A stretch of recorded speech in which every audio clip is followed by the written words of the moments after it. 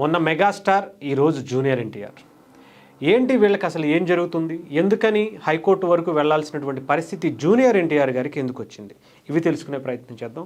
Junior NTR గారు రీసెంట్గా ఆయన ఫోటోలతో, ఆయన వీడియోలతో కొంతమంది మాఫింగ్లు చేసి, కొంతమంది ఆయన ఫోటోలు ఆయనకి సంబంధం లేకుండా, ఆయన అనుమతి లేకుండా చాలామంది యూట్యూబర్స్ కావచ్చు, సోషల్ మీడియా వాళ్ళు కావచ్చు, మీడియా వాళ్ళు వాడుకుంటున్నటువంటి దాన్ని చాలా సీరియస్గా తీసుకున్నారు జూనియర్ ఎన్టీఆర్ గారు.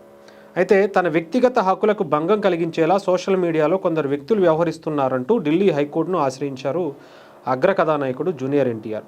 వారిపై చర్యలు తీసుకోవాలని పిటిషన్ దాఖలు చేశారు. ఈ నేపథ్యంలోనే సోమవారం ఈ పిటిషన్ విచారణకు ధర్మాసనం ముందుకు వచ్చింది. 2021 ఐటీ చట్టం ప్రకారం 3 రోజుల్లోగా విచారణ జరిపి సోషల్ మీడియా, కామర్స్ ప్లాట్ఫామ్లు తగిన చర్యలు తీసుకోవాలని ఆదేశించింది. ఈ కేసును 22 వరకు కూడా వాయిదా వేసినట్టుగా తెలుస్తుంది. ఇలాంటి అంశాలు పలువురు ఇప్పటికే చాలామంది, ఇప్పుడు చిరంజీవి గారు కావచ్చు, ఇళయరాజా గారు కావచ్చు, కొంతమంది నటులు కావచ్చు, సెలబ్రిటీస్ ఇలాంటి దాన్ని వాడుకుంటూ ఉంటారు. ఎందుకంటే ప్రతి ఒక్కళ్ళు హీరోల్ని మాట్లాడచ్చు, భావ ప్రకటన స్వేచ్ఛ పేరుతో ఇష్టం వచ్చినట్టు తిట్టేయటం కావచ్చు, దాంట్లో ఎక్కడ నిజం ఉండదు. ఏదో ఇది ఊహించుకుని అది ఊహించుకుని ఇష్టానుసారం మాట్లాడేస్తూ ఉంటారు. ఎస్పెషల్లీ చిరంజీవి గారి దానికి సంబంధించి మనం చాలా మంది అదే పనిగా పెట్టుకుని చిరంజీవి గారిని విమర్శించడం, ఆయన కుటుంబాన్ని ప్రతిదానికి రాజకీయాల్లోకి లాగటం. పవన్ కళ్యాణ్ గారు రాజకీయాల్లో కొంచెం యాక్టివ్ అయ్యి ఆయన డిప్యూటీ సీఎం అవ్వకముందు, అయిన తర్వాత కూడా ఇంకా అదే పనిగా కొనసాగుతున్నటువంటి పరిస్థితి. చిరంజీవి గారు దాని మీద కూడా కోర్టుకు వెళ్ళడం జరిగింది. అలాంటి వాళ్ళు ఎవరైనా సరే ముందు చిరంజీవి గారి ఫోటో వాడాలన్నా కూడా వాళ్ళ అనుమతి తీసుకోవాలనేది చాలా క్లారిటీగా చెప్పారు. ఎందుకంటే ప్రతి ఒక్కళ్ళకి చిరంజీవి గారు అంటే సాఫ్ట్ కార్నర్ అయిపోవడం అనేది మనం ఈ మధ్యకాలంలో చూస్తున్నాం. అది కరెక్ట్ కాదు. ఏదన్నా విమర్శ చెయ్యొచ్చు, సద్విమర్శలాగే వాళ్ళు తీసుకునేటువంటి అవకాశం కూడా ఉంటుంది.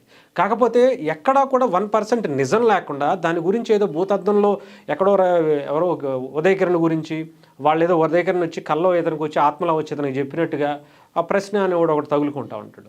అలాగే జూనియర్ ఎన్టీఆర్ గారికి సంబంధించి కూడా ఆయన ఈ మధ్యన బాగా స్లిమ్ అయిపోయారు.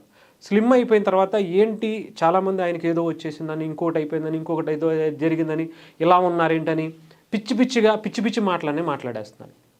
ఒక సినిమా మీద వాళ్ళకు ఉండేటువంటి ప్యాషన్ ఎలాంటిదో కూడా మనం తెలుసుకోవాలి. సినిమా ఇండస్ట్రీలో చిరంజీవి గారు కావచ్చు, అంతకుముందు పెద్ద ఎన్టీఆర్ గారు కావచ్చు, నాగేశ్వరరావు గారు కావచ్చు, ఎవరైనా కానీ సినిమా ఇండస్ట్రీలో వాళ్ళు సినిమా కోసం ఎంత వరకు అయినా సరే వెళ్తారు, ప్రాణం పెట్టేస్తారు. ఎస్పెషల్లీ చిరంజీవి గారి సంగతి చూసుకోండి. ఆయన 70 ఏళ్ల వయసులో కూడా ఆయన ఎంత సన్నబడి సినిమా కోసం ఆయన పడేటువంటి కష్టం, ఆ డాన్స్ ఇప్పటికీ అదే గ్రేస్తో చేస్తున్నారంటే 70 ఏళ్ళు ఉన్నటువంటి ఆయనే అంతలా కష్టపడుతుంటే, మరి జూనియర్ ఎన్టీఆర్ గారు ఆ డైరెక్టర్కి తగ్గట్టుగా, ఆ డైరెక్టర్ విజన్కి తగ్గట్టుగా, అతనికి సంబంధించినటువంటి ఆ స్టోరీకి తగ్గట్టుగా అతను తగ్గడంలో తప్పే ఉంది. సో డెఫినెట్గా అతను తగ్గినటువంటి దాన్ని కూడా చాలామంది ట్రోల్స్ చేస్తూ పిచ్చి మాటలు మాట్లాడుతూ చేస్తున్నటువంటి దాని మీద జూనియర్ ఎన్టీఆర్ గారు కొంచెం హట్ అయ్యారు. డెఫినెట్గా ఇలాంటివి అనేది ఇక్కడతో ఆపాలి. ఈరోజు మన చిరంజీవి గారికి వచ్చింది, ఈరోజు జూనియర్ ఎన్టీఆర్ గారికి వచ్చింది, రేపొద్దున ఇంకొక హీరోకి వస్తుంది. సినిమా ఇండస్ట్రీ అంతా కూడా ఇలాంటి వాటి మీద బయటికి రావాల్సినటువంటి అవసరం ఉంది. డెఫినెట్గా అందరు హీరోలు, అందరు హీరోయిన్స్ కావచ్చు, చాలామంది మీద, విజయ్ దేవరకొండ మీద కావచ్చు, ఇంకొకరి మీద కావచ్చు, చాలామంది మీద ఇలాంటి రూమర్స్ అనేవి, పిచ్చి మాటలు అనేవి తరచుగా ఎక్కువైపోతున్నాయి. దానికి కంట్రోలింగ్ అనేది ఉండాలి. ముఖ్యంగా ఏదన్నా విమర్శ చేయాలి అంటే అది ఒక పద్ధతి పాడు అనేది నేర్చుకోవాల్సినటువంటి పరిస్థితి ఉంది.